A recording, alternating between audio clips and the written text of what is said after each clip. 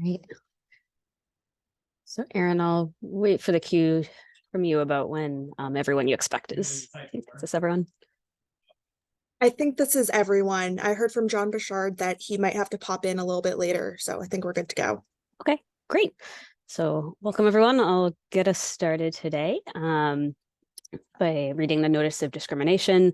You are invited to participate in our transportation planning process, regardless of your race, color, national origin, including limited English proficiency, religion, creed, gender, ancestry, ethnicity, disability, age, sex, sexual orientation, gender identity or expression, veteran status, or background. If you would like to read the full notice of your rights and protections, you can do so at bostonmpo.org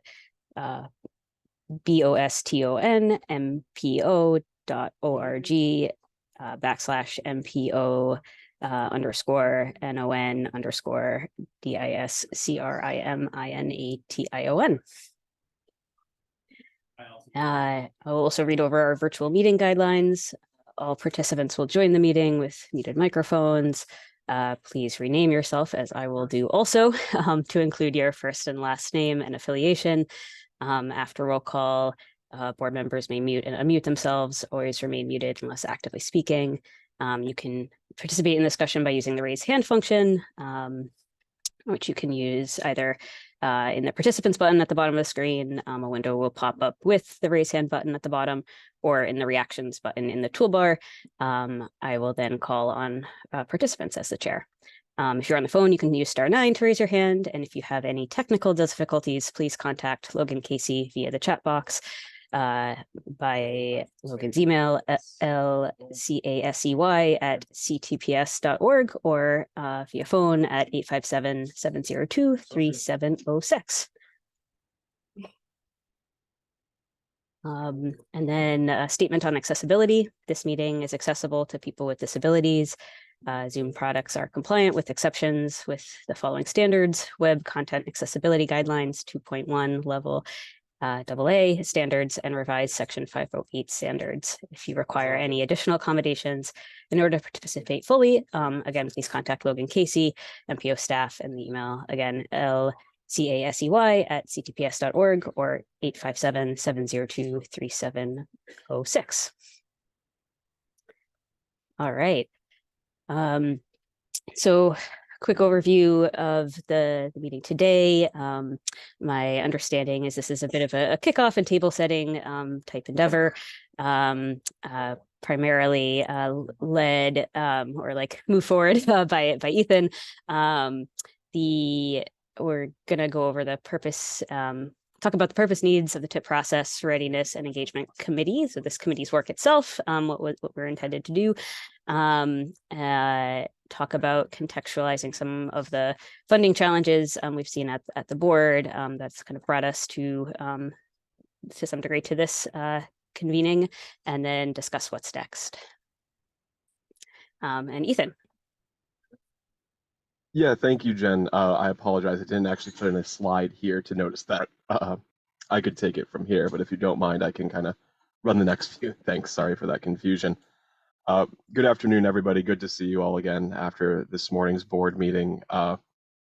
So as Jen just mentioned, this presentation is going to kind of start off with trying to set a baseline here with this first meeting, mostly to make sure that we're all on the same page roughly as to what the purpose of this committee is, and moreover to also make sure that we have a general understanding of some of the long-term challenges that we may seek to address over the next year of TIP development, and also how future meetings of this committee will start moving to address those items. So if we go on to the next slide, the real objective for today, like I mentioned, is to establish a baseline. First off, defining and discussing what the role of this committee is in the broader sense of the TIP, and how it may advise or better define and dive deeper into different TIP topics, and also to really kind of just get an understanding of the bevy of different challenges. Often when TIP projects or topics are brought to board meetings, there's often one discussion about one challenge and one for another, but they often aren't kind of merged together in a holistic approach. So we're going to try to do some of that today, talk about the intersections between this committee and that effort. So if we go on to the next slide, that'll bring us to kind of the purpose and the needs of the committee. And I will actually pass it over to Tegan on the next slide to kind of talk at a high level about what the role of this committee is envisioned as.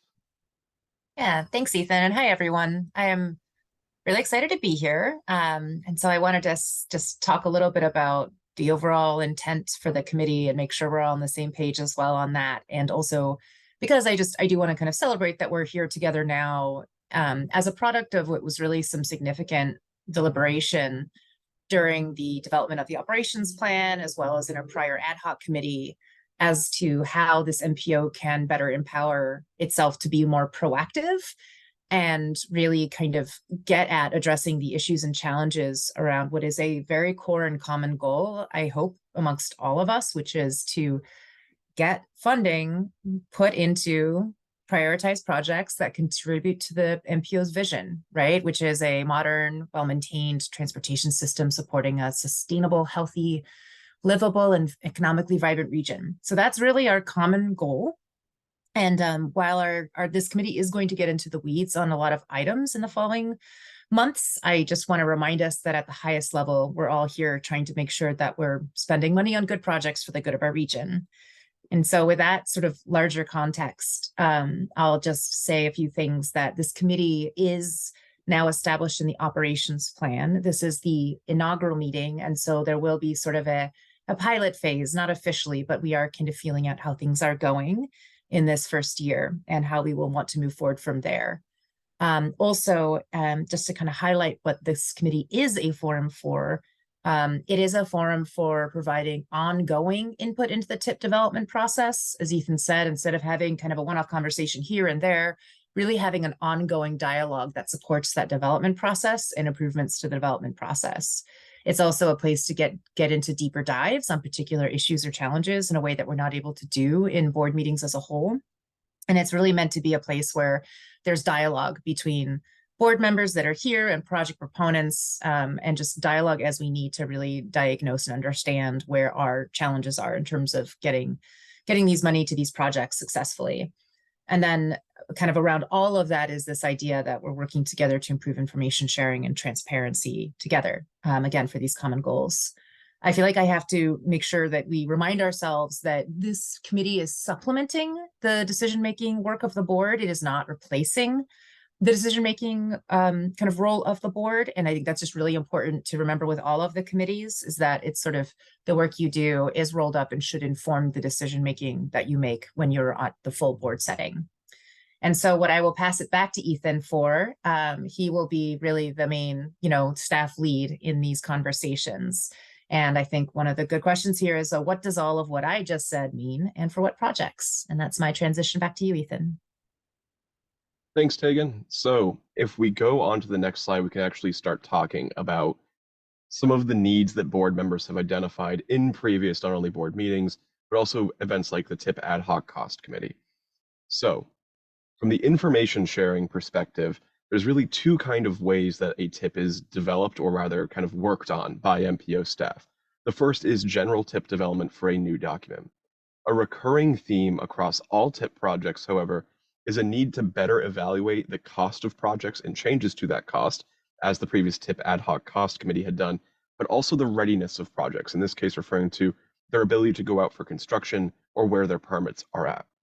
To kind of give some added context and really use the current TIP as an example, when staff were developing the federal fiscal years 2024 to 28 TIP, as many board members may remember, there were 4 regional target funded projects programmed in the first year, federal fiscal year 2024, that saw cost increases above 30%. Moreover, there were an additional 9 target funded projects that were delayed, and those delays also incurred cost increases in accordance. 5 of those 9 were delayed out of federal fiscal year 2024. This is kind of symptomatic of a larger issue with regard to not only what is causing projects to be delayed or to move out or see these cost increases, but also timing. When this information was brought to board members, it was effectively done in tandem with news on what new projects were coming into the TIP and how they're being scored, and preliminary discussions on how projects should be developed into programming scenarios. There was not a dedicated forum per se to do a deep dive on each of these 13 projects. And that's just within the regional target program. Again, these delays and cost increases are just symptomatic of what is overall kind of volatility and uncertainty within the program, and diagnosing what is leading to that is a key objective that we really want to further. The purpose for that being making sure that when TIP scenarios are voted on next March and April, that these votes can be made with kind of an informed backdrop for all projects. This also applies, as we go on the next slide, to the other aspect of working on the TIP. And here I've kind of summarized this work as maintenance. What maintenance means in terms of what you may be familiar with from a board meeting is an amendment to the TIP. So the board is responsible for voting on all projects within an amendment, and that includes MassDOT programs. So projects in the statewide highway program, like we had today, with projects moving out of the STIP, or rather into the regional TIP, because they were in the statewide program because of where they were located. Moreover, this also includes transit projects as well, as has been seen previously. And often because the MPO is not a separate implementing agency, and we're all kind of working towards the same goal here, the same trends that can be identified in a MassDOT program are often very similar to the same ones that apply to the regional target funded pool of projects. For example, as I have on screen here, the emergence of new stormwater requirements from the Massachusetts Department of Environmental Protection, or challenges on right-of-way acquisition in project areas, affect both, the MassDOT statewide highway funded projects and MPO target funded projects. At the end of the day, the project managers are working on both. This feeds into how and why the TIP document is amended. The idea being that the TIP is a livable document, living document, and must be flexible to all of these changes. As was identified in the maintenance of the federal fiscal years 23 to 27 TIP this past summer, there was a high volume of amendments that came through during that period, many of which kind of had recurring themes. For example, large volumes of earmarks now coming in under the bipartisan infrastructure law, explaining what that is and what those earmarks do, or also how inflation was affecting various kinds of just general projects overall, and getting more clarity there. So the point of this really being, on the next slide, is that there's a need for earlier incorporation and participation with regard to feedback on the TIP. For one, there's a need for more points of feedback earlier in the TIP process.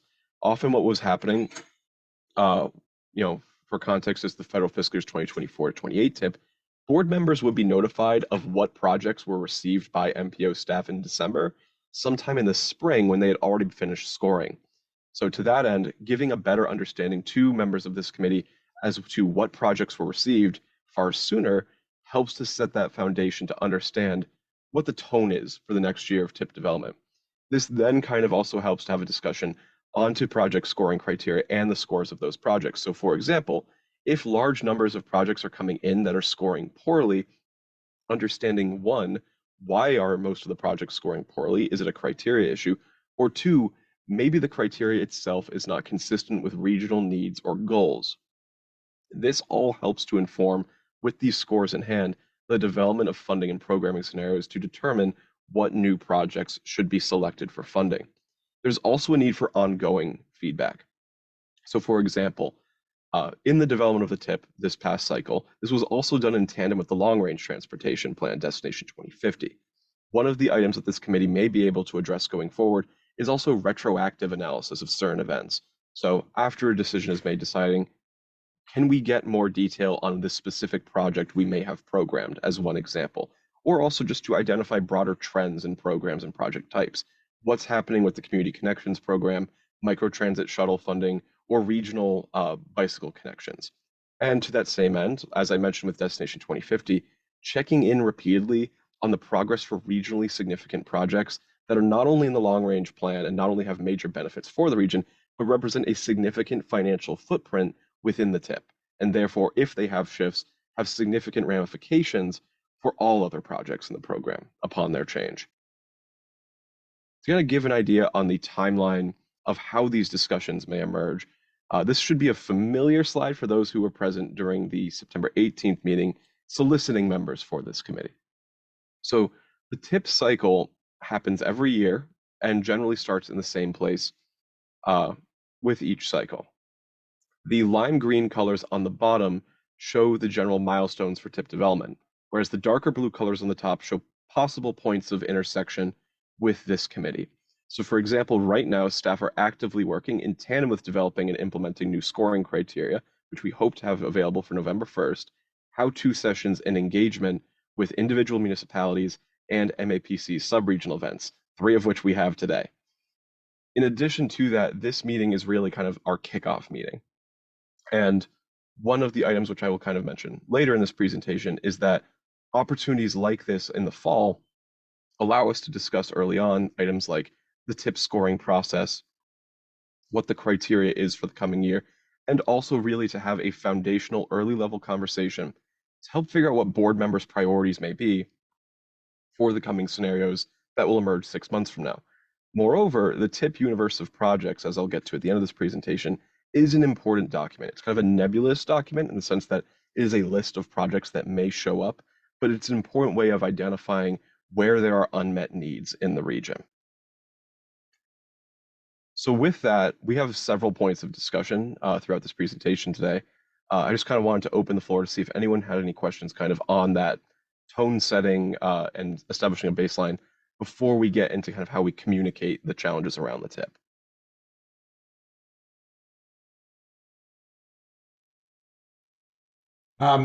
Ethan, can I ask a quick question? Yeah, Right. absolutely. Thank you so much. First, excited to be part of the group and looking forward to the discussion.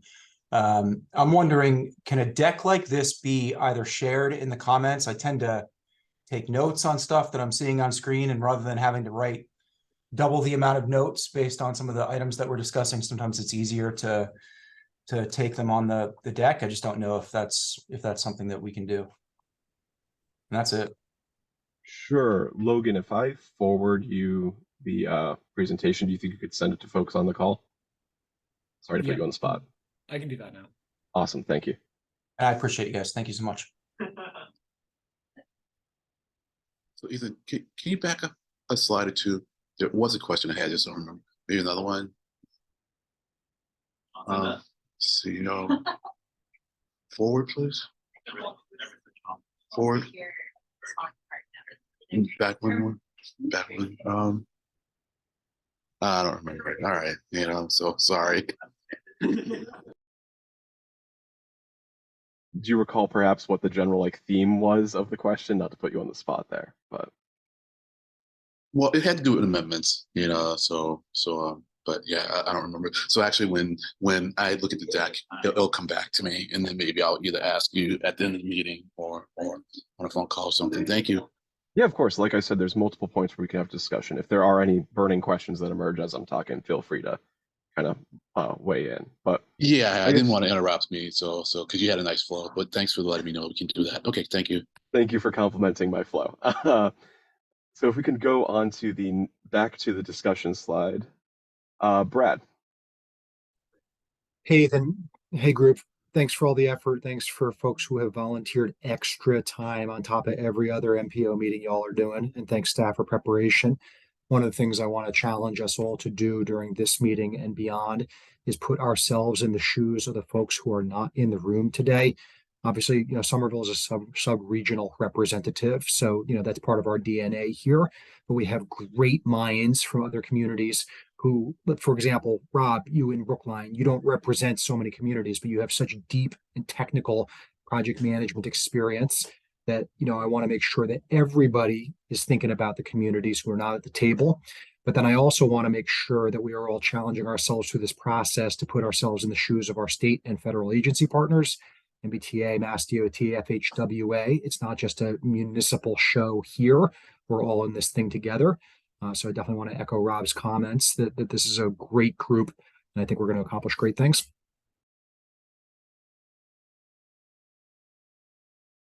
Yeah, thank you, Brad. Definitely appreciate that, and we'll definitely keep that in mind going forward.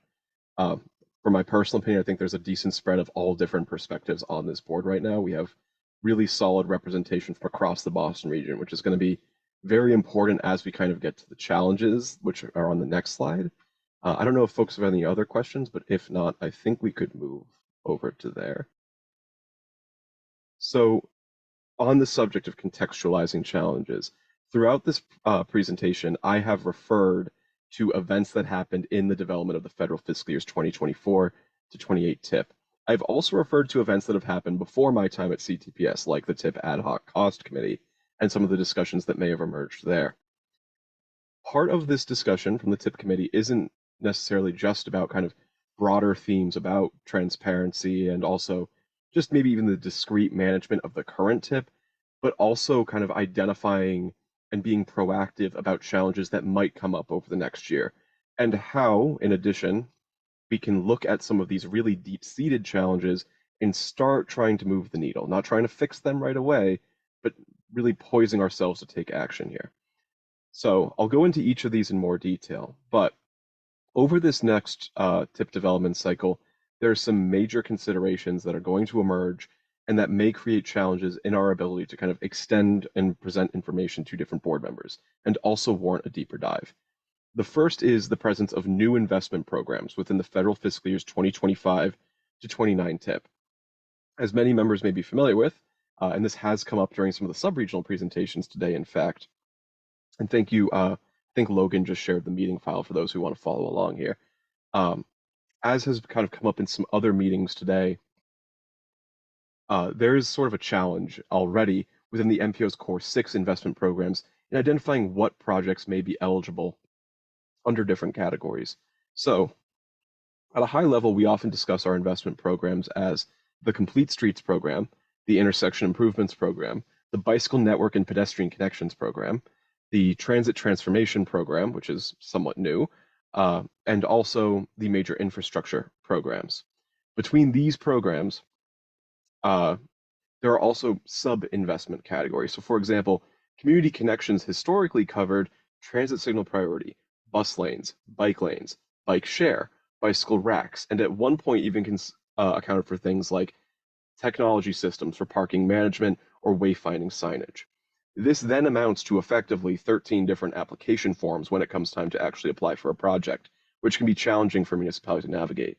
Not only that, from the municipality side, but also these projects are then scored together and in a scenario presented in bulk to board members.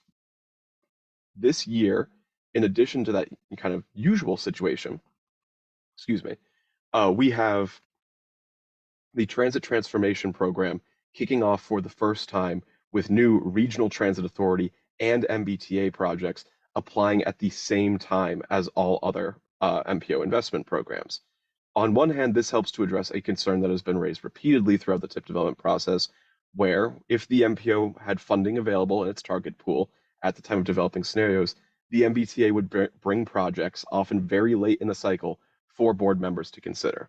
These projects were not scored, generally, just due to the time constraint there. This new method will allow for those projects to be scored and can be discussed well in advance of when those decisions are made, which is one of the benefits. But also understanding exactly how we should weigh and value these projects is going to be something to keep in mind. This is further compounded by this new effort, which ties into some of the challenges I'll get to later, being the project design pilot. And this ties into the next line, reducing barriers to accessing funding. Because on one hand, previous iterations of TIP committees, like the Ad Hoc Cost Committee, focus primarily on identifying ways to reduce volatility in the TIP programs. One of those ideas being that projects should only be programmed when they have reached a level of 25% design or more, or there's a reasonable expectation that the scope is not going to change. What has emerged, of course, is that with this higher barrier to entry from the design standpoint, it has become more difficult to actually apply for projects. That meaning that it leads to fewer project applications at a time when there's more funding available from the federal level. Moreover, when it comes to volatility, because of programming decisions that have happened over this past year with the TIP development cycle, there's a limited contingency in the regional target funding program for readiness challenges. What this means, I'll go into more detail on a later slide, but basically to say there is not a significant amount of money to use as buffer if a cost increase does happen. So if we go on to the next slide, let's talk kind of in detail as to what some of these challenges are. So these should be somewhat familiar, the graphics on screen here.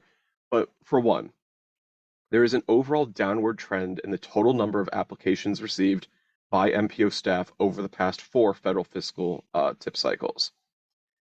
One of the reasons why I mention this is that this is a very significant decline.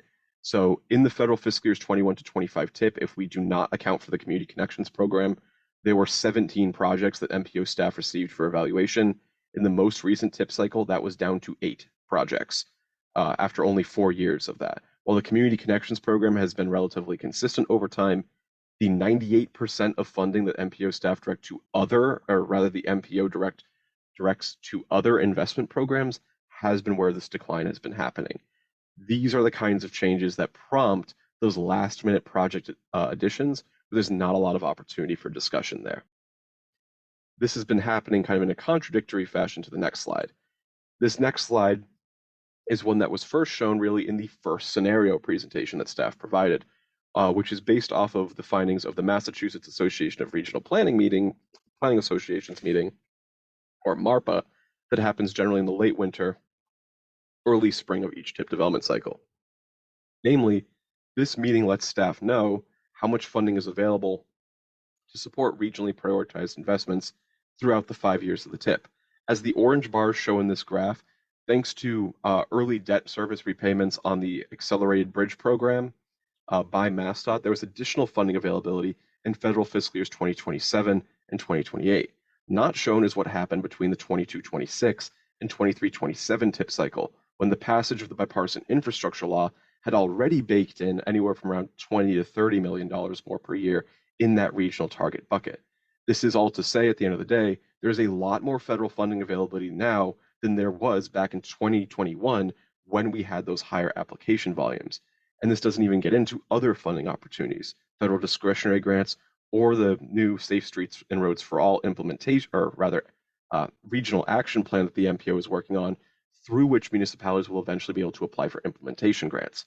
So there's capacity currently to accommodate these increased project volumes, but because we are dealing with policy, this isn't a guarantee for the next 10 years. So effectively, we want to strike while the iron's hot to take advantage of this unprecedented funding availability. The next slide goes into kind of a caveat. So on one hand, we do have larger amounts of funding available under the bipartisan infrastructure law, but as I've mentioned throughout this presentation, there's more volatility now on the case of inflation. This is the contingency slide that I referred to earlier. So as part of scenario development, as members of the board, we're selecting which projects to fund throughout the TIP. What this slide shows in the top row is the total amount of funding available for regional projects in a given federal fiscal year. You can see in the first row, for example, that there was $697.5 million total for those regional priority projects. The second bar then shows the draft programmed amount of regional highway target funding. So effectively to say, what has already been allocated before we start a new TIP cycle.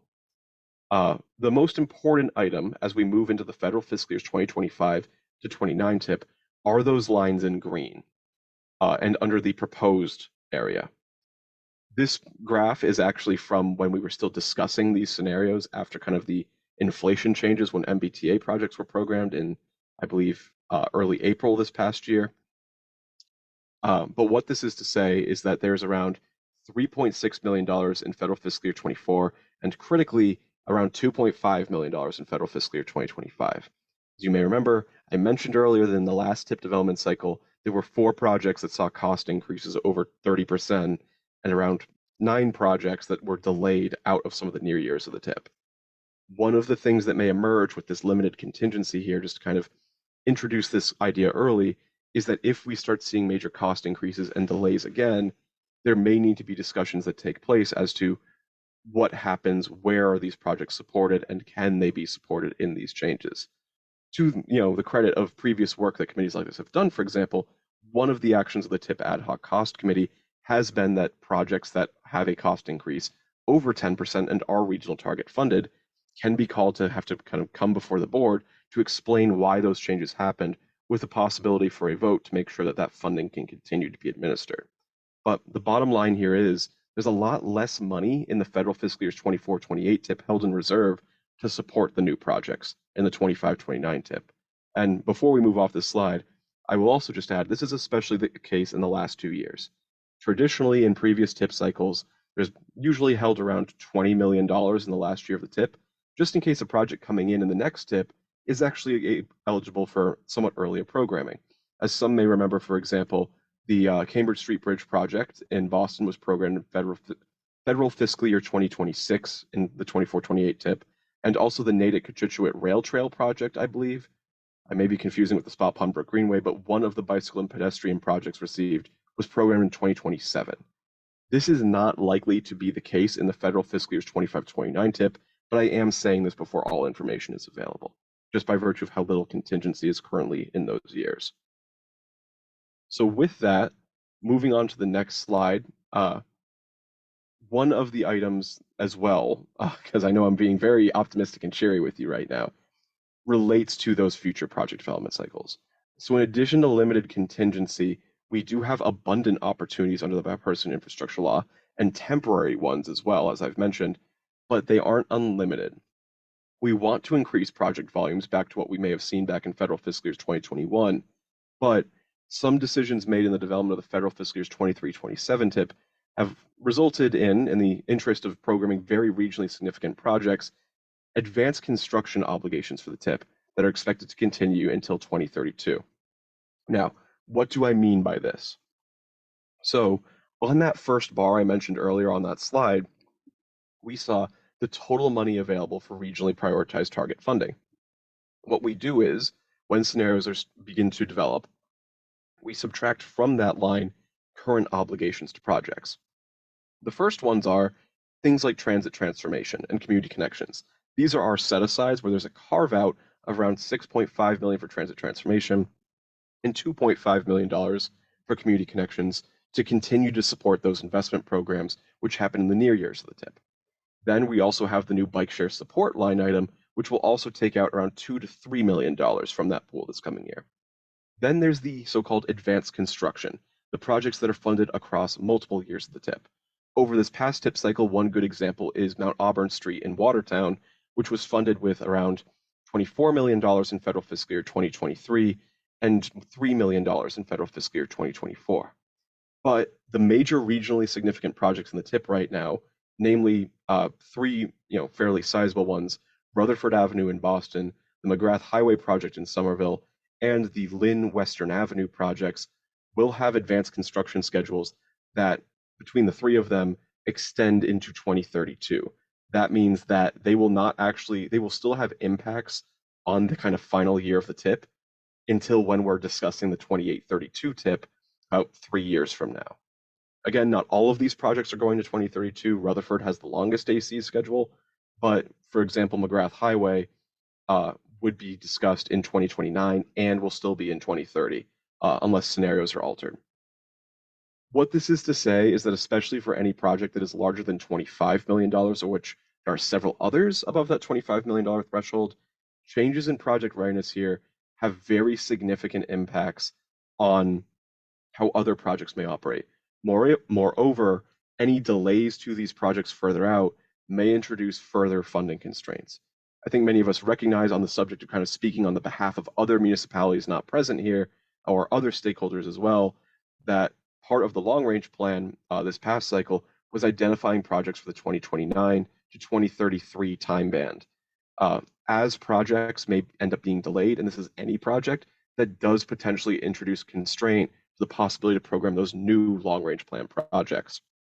And moreover, because of existing constraint in these programs, there's already a likelihood that any of those projects in the 29-33 band of the LRTP would need a discretionary grant in order to be able to fit within the 29 to 33 years of the tip right now, without crowding out, say, smaller municipal priority projects as well. So I'd like to kind of move on to the next slide and really say what's next, because I've presented some heavy information, I think, to kind of bring together all the different themes of the tip. And what's next really is us going back to the timeline slide on the next slide. So this is really, as I said, kind of a baseline and a tone setting exercise. And while I've kind of been having a dour tone here, the next discussion that we have is really setting the foundation on tip funding scenarios. So the next kind of committee meeting that happens in December talks about the tip scoring process, what new scoring criteria has been implemented, and really kind of gets into where priorities should be directed over the next tip cycle. Something that's actually different with this tip cycle than last year's has to kind of do with how MPO board meetings have been scheduled. Last year, the MPO's tip universe of projects was presented at the November 15th MPO board meeting. But due to kind of scheduling items, it's not currently slated tentatively until around early December or somewhere in there to talk about the full universe of possible projects that may come under evaluation for tip funding. One of the advantages of this does allow the committee to have an early look at kind of general themes of what new projects are appearing in the universe. For example, from what I have viewed so far, there is a significant increase in volume in the amount of demand for intersection improvement projects, which actually kind of contradicts the low volume of intersection improvement projects we've received to date. The idea here being that I've presented a lot of challenges here today, but we have opportunities in the near term to start moving to address these challenges. And as I mentioned at the top of the meeting, it's going to take a while to kind of get out from underneath some of these things, but at the very least, we kind of have pathways to start exploring. So with that, if we move on to the next slide, this is the last one I have before we move to a discussion. That first kind of case being one, at the next, and this can also inform our discussion as well, we need to delve further into saying, how does the TIP project scoring process function as a possible foundation of establishing later scenarios? Often, for example, the scenarios for federal fiscal years 24-28, we had a performance scenario, as some may recall, which was scenario 5, which was actually selected. And this generally picked the highest scoring projects. But how else can scoring influence how a scenario is developed?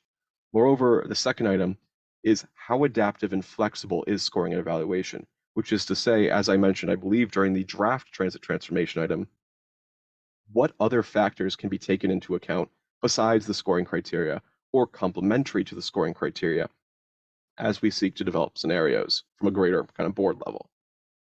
And as I mentioned on the last slide, the TIP universe of projects will be presented later this year, which does allow for some more input to happen first and do a deeper dive sooner. So we can also discuss what the role of the TIP universe of projects is, because as I mentioned, it's kind of a nebulous document. So what actually kind of indicative role does it provide? Because it isn't actually like a gate that municipalities need to really get into to apply. It's more like a running total of regional priorities in a sense there. So with that, if anybody has any questions or comments, if we go on to the next slide, I'd like to kind of prompt a discussion on some of these items. Yeah, Eric.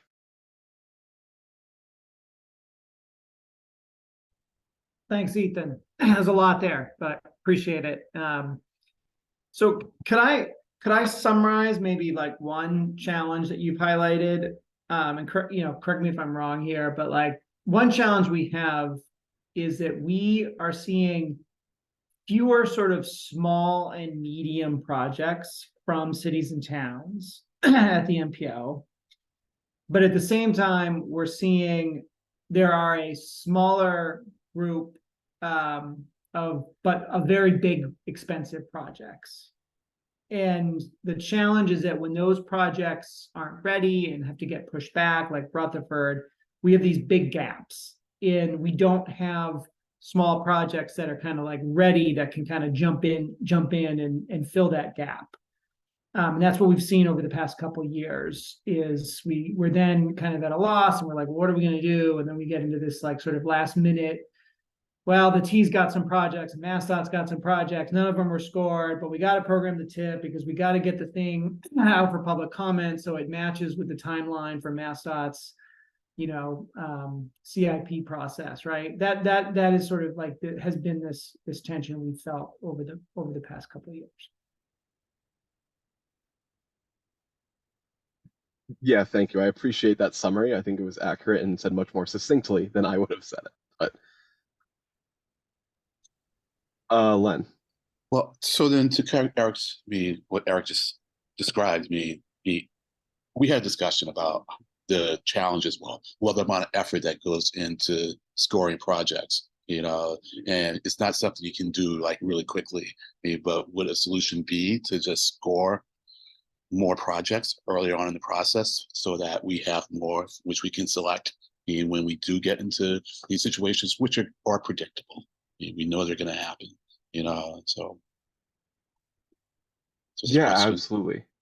So one of the, I guess, first steps, and this is when I had that transit transformation presentation earlier today, that was one of the kind of guiding challenges from that kind of lack of a bench principle that led to why we created this other tranche for those larger scale MBTA capital projects, kind of recognizing that we have historically had a need to fund last minute projects. So at the very least, creating a pathway for the MBTA to come in, even if it's not necessarily a guarantee for them, would allow us to at least start a bench. The project design pilot is also intended to do the same thing in the long run as well.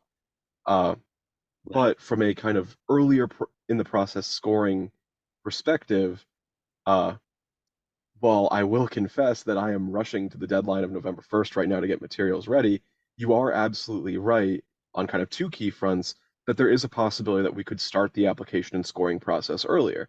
One of those items being that under the TIP ad hoc cost committee, there was a second item that was meant to alleviate kind of barriers to entry for municipalities to get into the TIP. And to date, it has not been triggered, but it is that MPO staff could provide preliminary scoring, preliminary scoring to project proponents at any time if they requested it from the MPO. Like I said, we have not had a project proponent make that request yet. And as you kind of mentioned, there is obviously the difficulty where that is subject to the availability of MPO staff to do that, but it is another option that another lever we could potentially pull to kind of advance this effort. I'd also mention too that this isn't, I've mentioned that the scoring criteria is flexible. The methods by which we score projects can also be flexible. So we don't have anything in writing or set in stone yet, but as I think some of our colleagues from MassDOT can speak to, SERPAD, the kind of Southeast Regional Planning Agency, has been working on creating a more automatic scoring process item that could create a baseline for scoring that staff would then build on top of with more qualitative aspects to it. And it's something we're investigating because if we start leveraging other kinds of tools to score projects, that will allow us to kind of expand our bandwidth to bring more work into this process and do so more expediently as well. Well, I'll just say too, I know we tend to like contrast qualitative with scoring, but ultimately we're going to be scoring even qualitative elements or aspects of things. We have to have some way of ranking things, and the more consistent we are, and the more I think we can assure ourselves and the public, that we are doing this in a way that minimizes the biases. I very much like our scoring criteria. I think a lot of work's gone into it. I by no means, abandon it or well, I know we're not even talking about abandoning it, but diminish its role. If anything, we just work on making it better. And the only other thing that we add to it is what we added this last cycle, which is how much of a buffer do we allow when we program each year's TIP. We decided this cycle that we're not going to leave much of a buffer at all, which is why, as you said, if projects start going up in price, we don't have a whole lot of flexibility. But as we said in the meeting, part of what the MPO is going to do, either through this committee or through current methods, is manage this process, work with the municipalities so that they are aware of what's going on. And for some of them, it may mean delaying their projects, but that's just the price we pay for not leaving much of a buffer, because we said that we wanted to have more projects programmed than fewer, so that we could at least have municipalities working on things, as opposed to going, we're going to leave this buffer so that when things go awry in terms of increasing costs, as we know they are, we wouldn't have to scramble, but we are going to, and I shouldn't even use the word scramble. We just need to manage it, and that's either done through us or what we were currently doing. That's it. Thanks.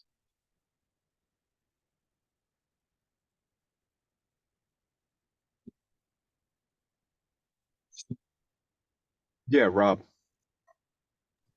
Ethan, can you jump back to the contingency level slide?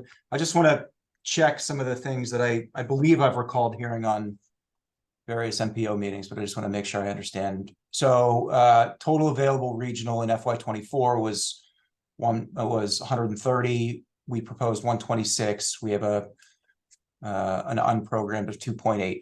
If that money doesn't get spent in FY24, it does not go away. It carries over into FY25, correct?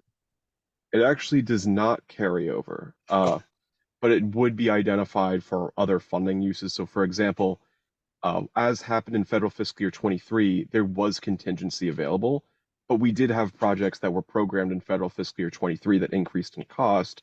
So that money was used to cover that first.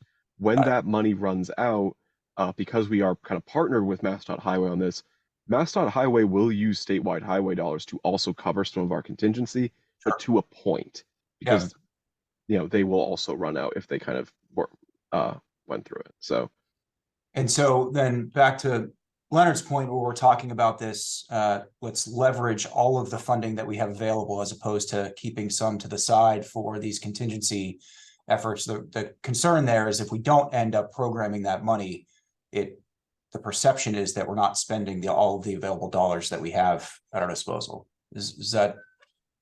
Exactly. It's about striking a balance. And one of the items that did come up during scenario developments this spring, as was mentioned, is the first year of the TIP is the most important year for contingency. So items will change. These dollar values are going to be subject to change come the spring.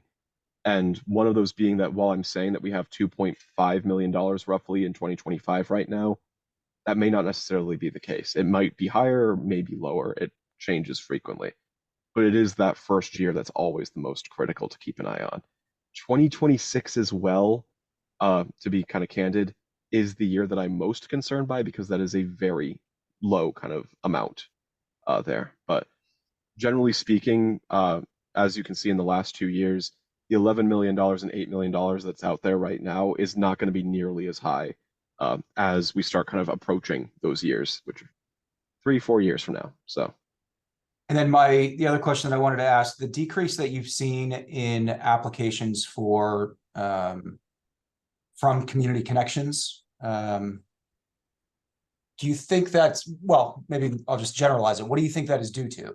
Not understanding the process, it being too complicated, not having the funding to do some of the initial submission? Where does not understanding it, where does the issue lie there? If there was one, it'd be easier to solve. Yeah. So one of the ones that we are trying to address with the design pilot is, I think, not to say it's easy, but it's low-hanging fruit. It's financial barriers to entry. Designing projects without a guarantee that it will be constructed by the state is a tall order, as I've been told by municipalities, when it comes to trying to appropriate funding from town meeting for the effort. Also, the fact of the matter is that there is a risk in designing projects in that the costs that could be appropriated in the initial batch may not actually cover the cost it takes to get to 100%.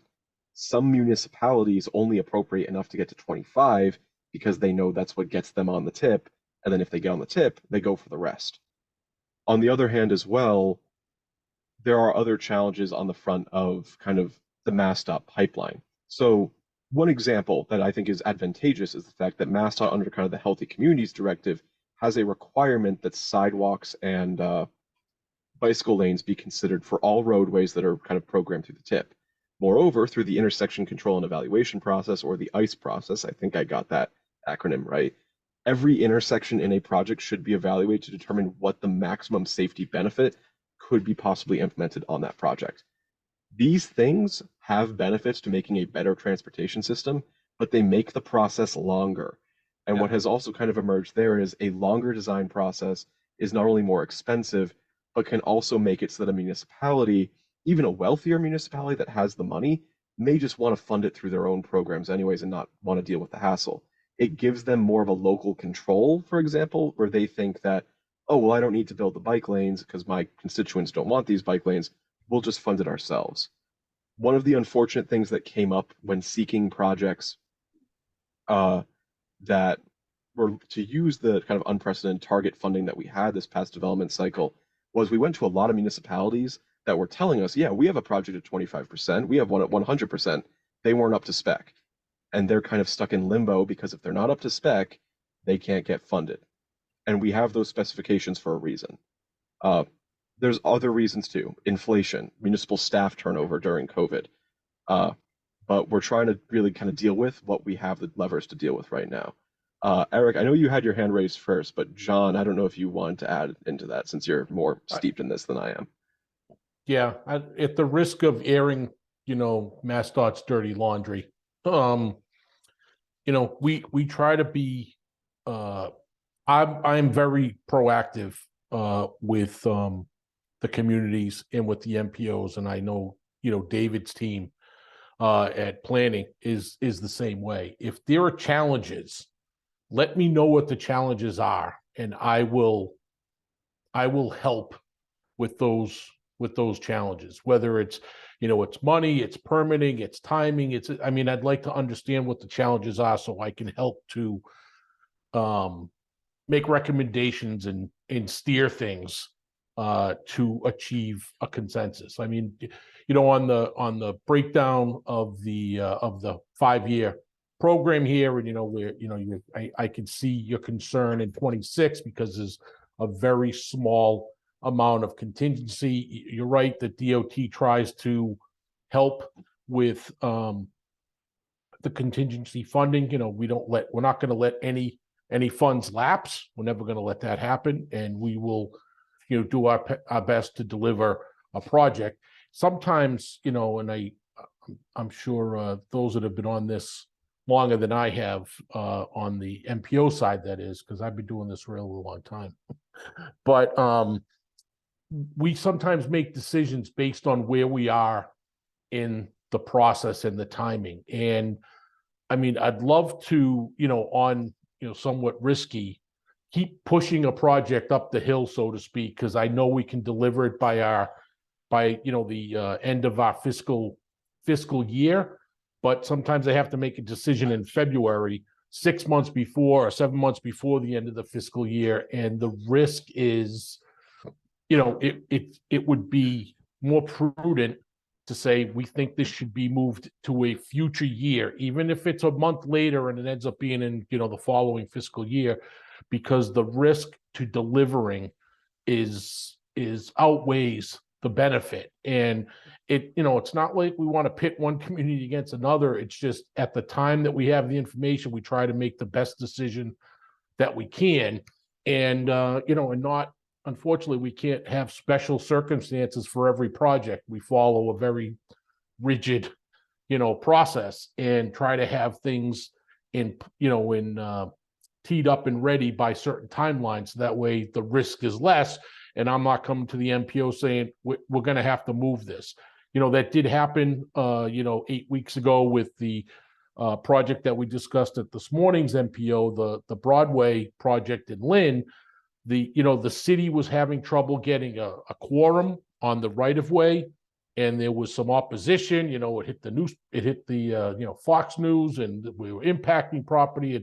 And I said, look, at this stage, I can't guarantee that we can get this done. So we moved it into moved it out of 23. And then, we recently worked with the city and they got a favorable vote on the right of way, less than 2 weeks ago even. And we're like, I wanted to have everything continue so that way we could get it right in, for fiscal 24. And, just as part of the timing of an amendment process, we're holding it at December 30th, I believe. The project's ready. It could go sooner. It's just the timing of the STIP action, that we received from Federal Highway, et cetera. So, there's a case that, I want to reiterate that we had to make a decision very late in the process that the community said, hey, we're not sure we're going to have a quorum. We had people on vacation and we didn't have the 2/3 vote for the land acquisition. So I said, all right, so let's pull the plug.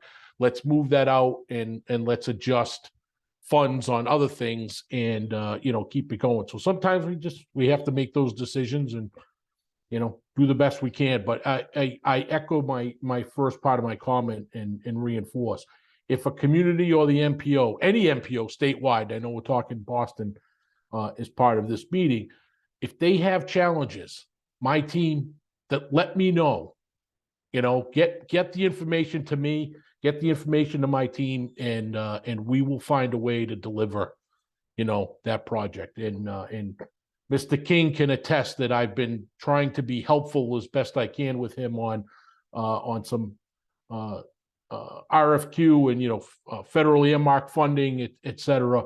And I said this at a conference we were at yesterday that, at the risk of filling up my email, drop me a line, let me know what your challenges are, and I will find a way with my team to mitigate and break down those barriers and help us deliver on a full program. Thanks. Thank you, Ethan. Yeah, thanks, John. Very much appreciate it there. I think bottom line is that we're all on the same side here when it comes to trying to move these projects along. On that note, Eric. Yeah, I just wanted to say, like, over the past year or so, we've been speaking to municipalities about this issue of challenges with the tip. And I think there's a number of categories, and I think you hit on all of them. I think municipal capacity is down across the board. I think because of COVID, I think there's been a lot of retirements and just people, hiring is challenging. We see just sort of municipalities stretched on a lot of different fronts. So I think that's one thing. I definitely think the cost of advancing design is a part of it, and I'm hopeful that the design pilot can help address some of it, although it's pretty small, but we got to start somewhere. I think what I've also heard from cities and towns is that MassDOT design standards and also even MPO, what we want, adds cost to the projects, like you said, Ethan. Sidewalks on both sides of the street and things like that. I don't think we should go back on these values, but I think in some cases it just means that cities and towns are not seeking the MPO to fund projects. In some ways, I'm fine if we end up having smaller, more regional projects as opposed to fewer projects. Maybe that's the future of where we're headed, and that's a conversation for another day. But that's sort of the third thing. And then I think the other thing is just that because we're developing this as sort of a 5-year tip, it's just a long timeline, right? Like even if we make a programming decision, you're 5 years from now, just the timeline of this is much longer. And for many municipalities, that's just, it's hard for them to think, well, this is something we're going to do, 5 or 6 years from now. And if it's a smaller thing, like you said, Ethan, if it's a local corridor, they might just say, hey, let's just try to find, our own money to do this. So I think those are a lot of the factors. And I think the design pilot is honestly the best thing we can do right now to try to get more projects in the pipeline. And John, I really appreciate your comments, because I'm hopeful that as we program projects with that design pilot, that you guys will play a big role in helping those communities sort of getting that signal from the MPO that we're committing to this project early on. I will do that, Eric. I will do that. All right. I just wanted to jump in as chair because I know that we're at 2. So I wanted to check in with MPO staff and see, I know this has been a really rich discussion, see if we're held to this timeline or if it looks like some folks are having to hop off at this moment. But staff, are you wanting to kind of transition this conversation or wrap it up, or would you want to stay on for a few more comments for those who can stay? If anybody has some questions or thoughts that they want to share, I'm more than happy to stay on as the meeting schedule kind of indicate on the slide. Mm-hmm. These committee meetings are likely to happen every 1 or 2 months. So I'd rather kind of stay here and have the discussion while we're all kind of gathered. Tough to get everybody in a room. So Absolutely.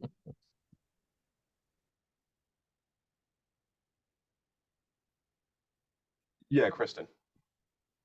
Well, in that case, I will mention something, but I just want to say that, Ethan, what you said resonates loudly with me. I think a lot of communities, and one community that I used to work with, although it was about more than 10 years ago, the tip was just not really something that was possible because of the lack of local funding to get to that 25%.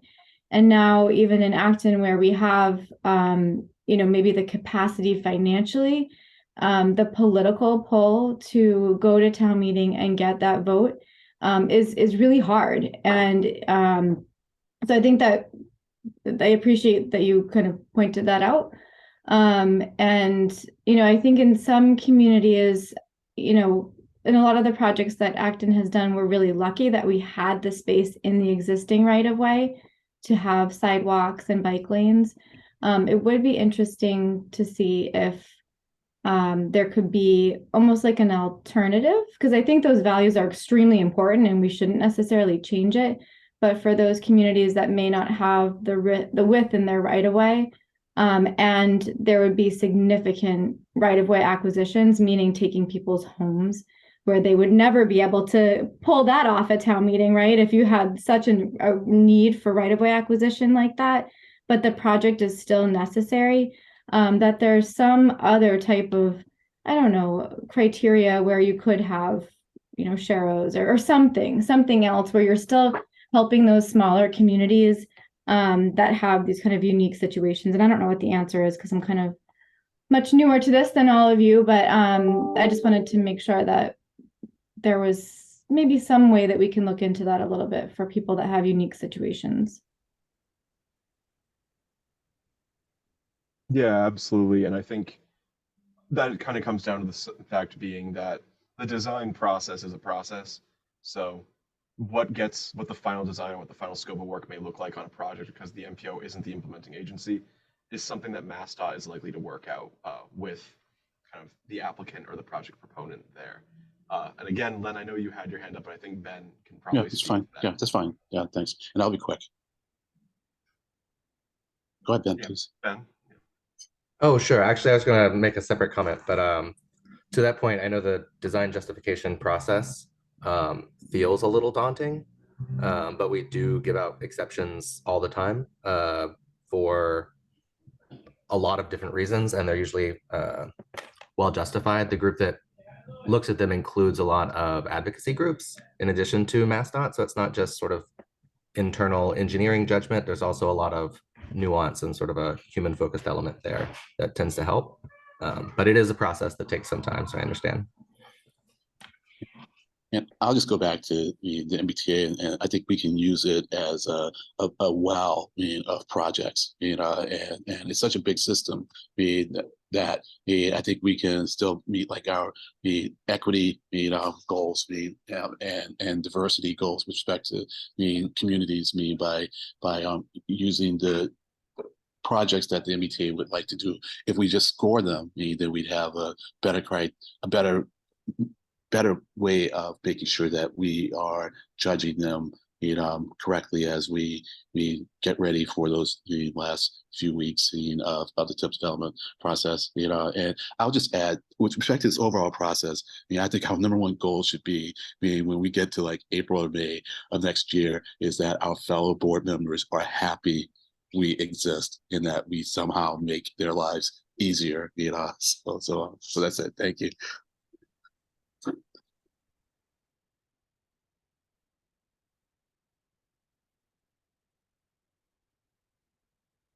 Yeah, thank you, Len. I definitely agree with that. And again, this is going to be a process that we take over the next year. Like I said, we're not going to solve everything this year, so we're kind of in it for the long haul. But Brad. Ethan, I just want to amplify what Len said. All of us should find time in our busy schedules sometime in the next month or two to rewatch some of our full board discussions from last year's TIP process. None of us covered ourselves in glory. It was not good. We must do better. So as you said, Len, definition of success is all of us holding our heads high on this committee, around that board, and then for all the related allies and partners out there to say this was a process that felt good, that engaged people, that met them where they were at, treated them with respect, gave them timely information so that we could all make the best decisions possible. And I think we're well on the way with today's kickoff.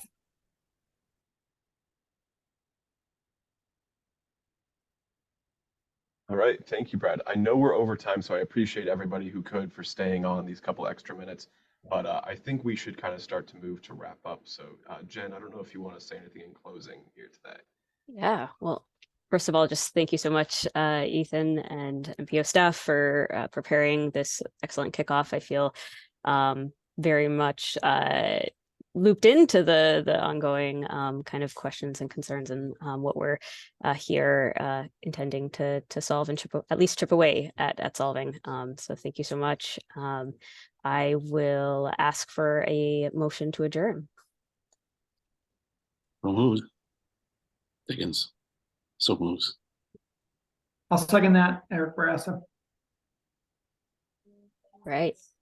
We are adjourned. Thank you, Bye-bye. everyone. Take care.